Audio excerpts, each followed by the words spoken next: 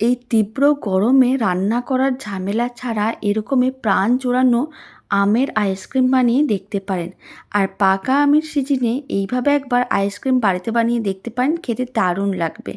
প্রথমে আমি এখানে দুটো হিমসাগর আম নিয়েছি। আমগুলোকে স্লাইস করে কেটে নিয়েছিলাম। এবার একটা করে দিক নিতে হবে, ঠিক এইভাবে চামচ দিয়ে তুলে নিতে হবে।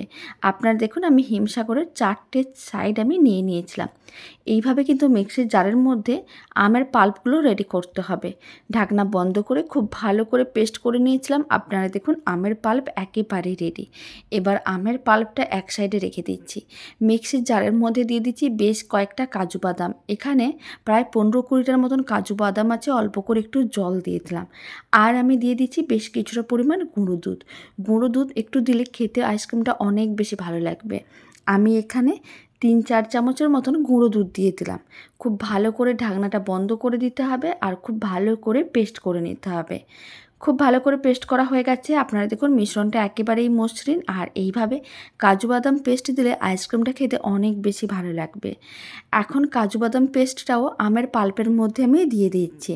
এবার খুব ভালো করে একসঙ্গে মিশিয়ে নিতে হবে। আপনারা দেখুন, খুব ভালো করে মেশানো হয়ে গেছে আর কালারটাও কত সুন্দর আসছে, খেতে ভীষণ ভালো হয়। এবার আমি দিয়ে দিচ্ছি 1 কাপের মতন ফ্রেশ ক্রিম। ফ্রেশ ক্রিমটাও খুব ভালো করে মিশিয়ে নিতে হবে। আর 2 চামচের মতন দিয়ে দিলাম চিনির গুঁড়ো। এখন সমস্ত কিছু একসঙ্গে ভালো করে মিশিয়ে মিশ্রণটাকে 5 মিনিট খুব ভালো করে ফেটিয়ে নিতে হবে। তাহলে আইসক্রিমের মধ্যে ক্রিমি ভাবটা চলে আসবে আর বেশ নরম হবে, খেতেও দারুণ লাগবে। খুব ভালো করে মিশিয়ে নিয়েছিলাম। এবার আমি আর অল্প একটু দিয়ে দিলাম আমের টুকরো। পাকা আমের টুকরোগুলো চৌকো করে কেটে রেখেছিলাম, ভালো করে মিশিয়ে নিলাম। আইসক্রিমের মিশ্রণ একেবারেই রেডি। হেলদি টেস্টি আইসক্রিমের মিশ্রণ একেবারেই রেডি হয়ে গেছে। আর এই আইসক্রিম বানানোর জন্য কোনো রকম মোল্ডের প্রয়োজন নেই। যে কোনো একটা স্টিলের পাত্র নিয়ে নেবেন, পুরো মিশ্রণটা ঢেলে দেবেন। তারপরে ডিপ ফ্রিজে রেখে ঠান্ডা করে নিতে হবে। আমি প্রায় 7 থেকে 8 ঘন্টা ডিপ ফ্রিজে রেখে ঠান্ডা করে নিয়েছিলাম। আপনারা দেখুন, আইসক্রিমটা জমাট বেঁধে গেছে। এবার একটা স্কুপার নিতে হবে আর আইসক্রিমটাকে ঠিক এইভাবে স্কুপ করে নিতে হবে।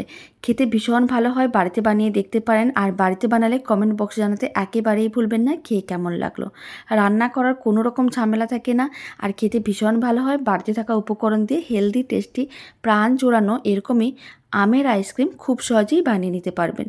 তো চলুন, ভিডিওটা আমি এখানেই শেষ করছি।